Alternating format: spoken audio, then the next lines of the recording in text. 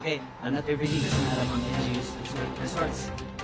Bukas para sa mga youth at heart ang Synergize Innovation and Gravitate Leadership towards Adaptive Technologies o SIGLAT, ang pinakaunang youth innovation hub sa Baguio City na inilunsad ng City Planning Development and Sustainability Office.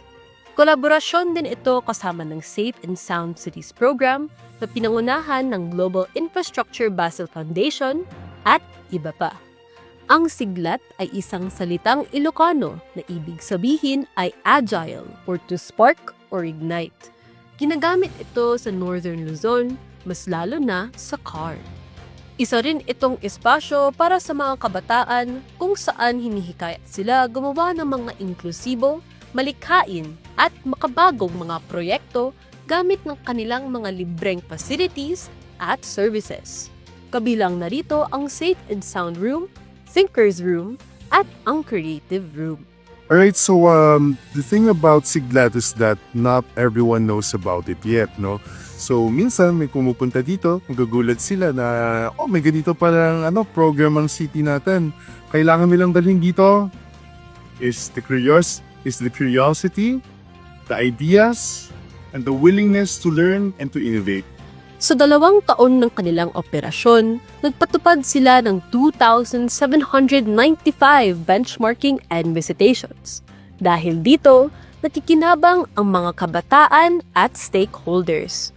Sa kasalukuyan, nagpaplano sila ng mga proyektong nakatuon sa pagbibigay ng quality education sa mga mag-aaral.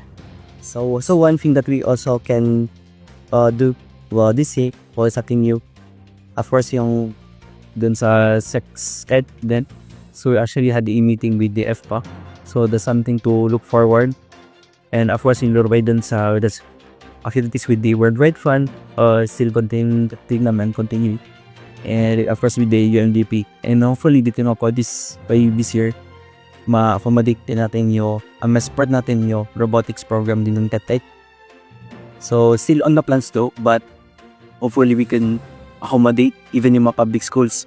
Kaya inaanyayahan ang lahat na dumalo sa siglat para maibahagi ang kanilang mga ideya na maaaring maitulong sa pagbabago ng lipunan.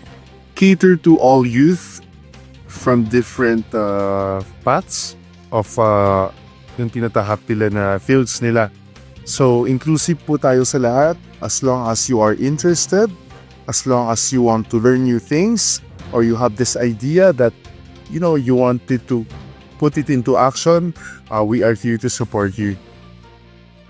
Sa ngalan ni Herbie Bastian, Coring Bayer at Mika Castro, ako si Kiel Cruz para sa PIO Baguio Balita.